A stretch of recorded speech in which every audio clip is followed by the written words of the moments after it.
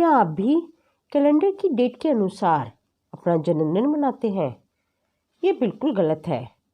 इस पर मैंने पहले भी एक वीडियो बनाई है, उसे भी देखें। कमेंट बॉक्स में उसका लिंक शेयर कर रहे हैं। नमस्ते, मैं रश्मि गुप्ता, एस्ट्रो वास्तु कंसल्टेंट। हिंदू तिथि और पश्चिमी दिन के बीच का अंतर यह है कि हिंदू तिथि सूर्य और चंद्रमा की सापेक्ष स्थिति पर आधारित होती है, जबकि पश्चिमी दिन सितारों के सापेक्ष सिर्फ सूर्य की स्थिति पर आधारित होता है। तो इसलिए जन्मदिन तिथि के अनुसार ही मनाना चाहिए।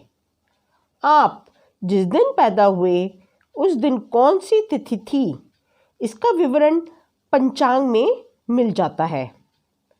पंचांग भारत में समय निर्धारण के लिए प्रयोग किया जाता है। यह टोटली एस्ट्रोनॉमिकली बेस्ड है। पंचांग के 5 अंग होते हैं: तिथि, नक्षत्र, योग, करण और वार। इस वीडियो में हम केवल तिथि को समझेंगे।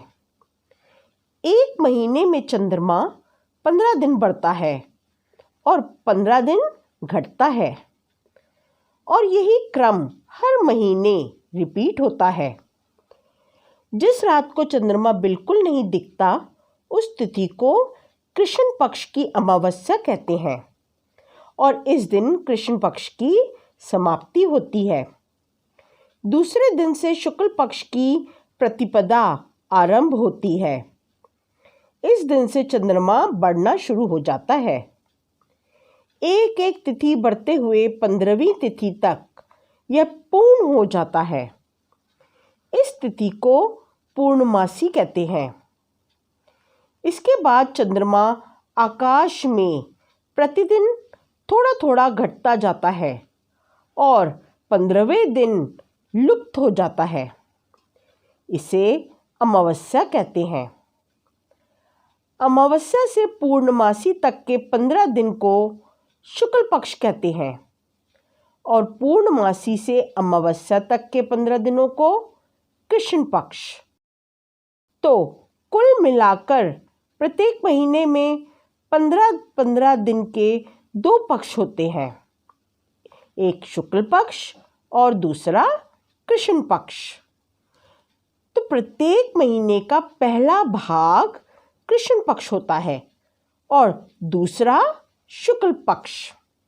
हर पक्ष की 15 तिथियों के नाम इस प्रकार होते हैं: प्रतिपदा, द्वितीया, तृतीया, चतुर्थी, पंचमी, षष्ठी, सप्तमी, अष्टमी, नवमी, दशमी, एकादशी, द्वादशी, त्रयोदशी, चतुर्दशी और 15वीं तिथि पूर्णिमा के नाम से जानी जाती है। इसी प्रकार कृष्ण पक्ष की तिथियों को भी प्रतिपदा से चतुर्दशी तक इन्हीं नामों से पुकारा जाता है। लेकिन कृष्ण पक्ष की अंतिम तिथि यानी 15वीं तिथि को अमावस्या कहते हैं।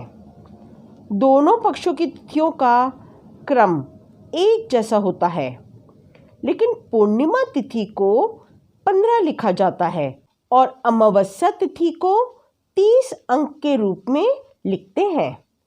तो कुल मिलाकर एक महीने में 30 तिथियां पड़ती हैं और हर महीने यही क्रम चलता रहता है।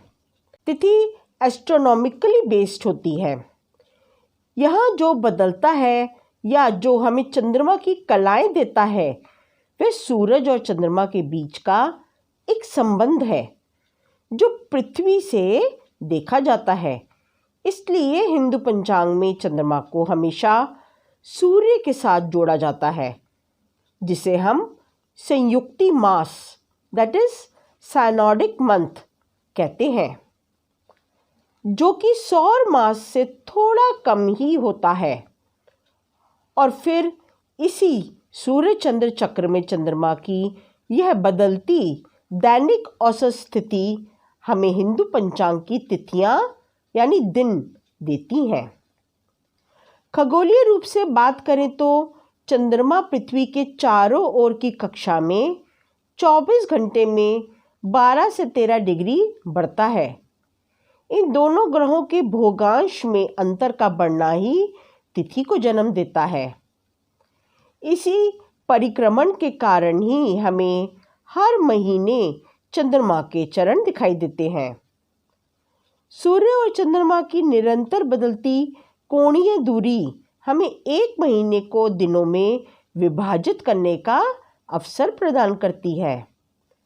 फिर इसी सूर्य और चंद्रमा की सापेक्ष स्थिति को मापने से हमें हिंदू कैलेंडर की तिथियां यानी दिन प्राप्त होते हैं। अमावस्या के अगले दिन से मापते हैं तो चंद्रमा और सूर्य 12 डिग्री दूर है, जहां अगले दिन सूर्य 1 डिग्री आगे बढ़ेगा और चंद्रमा लगभग 12 से 13 डिग्री आगे बढ़ेगा। इनका कुल कोणीय अंतर 24 डिग्री तक बढ़ जाएगा। कल के बाद यह अंतर 36 डिग्री पर होगा। अमावस्या से पूर्णिमा तक चंद्रमा 0 डिग्री से 180 डिग्री तक के निशान को पार कर लेता है। अब यह पूर्णिमा से अमावस्या तक 180 डिग्री से 360 डिग्री की ओर बढ़ेगा। चंद्रमास एक अमावस्या के अंत से शुरू होकर दूसरे अमावस्या के अंत तक रहता है। यह चंद्रमा का 360 डिग्री का चक्कर अमावस्या के दिन पूरा होता है, जब सूर्य और चंद्रमा का भोगांश बराबर होता है। तिथि निकालने के लिए हम यह फॉर्मूला भी लगा लेते हैं। चंद्रमा का भोगांश में से सूर्य का भोगांश माइनस करेंगे और 12 डिग्री से डिवाइड करेंगे तो तिथि निकल आती है। तो इस अमावस्या से पूर्णिमा के चक्र में, जिसे शुक्ल पक्ष यानी श्वेत पक्ष भी कहते हैं, गुड़ी पर्व, रामनवमी, गणेश चतुर्थी, तीज, दशहरा आदि जैसे प्रसिद्ध त्योहार पड़ते हैं। यह केवल शुक्ल पक्ष में ही मनाए जाते हैं और पूर्णिमा से अमावस्या चक्र में, जिसे कृष्ण पक्ष कहा जाता है, प्रसिद्ध त्योहार जैसे कृष्ण जन्माष्टमी, करवा चौथ आदि मनाए जाते हैं। ये केवल चंद्रमा के कृष्ण पक्ष यानी डार्क साइड पर ही मनाए जाते हैं। तो आशा है आपको तिथि क्या होती है यह समझ आ गया हो और इसके महत्व का बोध हो गया हो। तो अब अपना जन्मदिन तिथि के अनुसार ही मनाना। आशा है कि लिए यह जानकारी लाभप्रद रहे। इस प्रकार की अन्य जानकारी प्राप्त करने के लिए हमारे चैनल वास्तु ग्लोबल को सब्सक्राइब करें। अगली वीडियो में नई जानकारी के साथ प्रस्तुत होंगे। तब तक के लिए नमस्ते।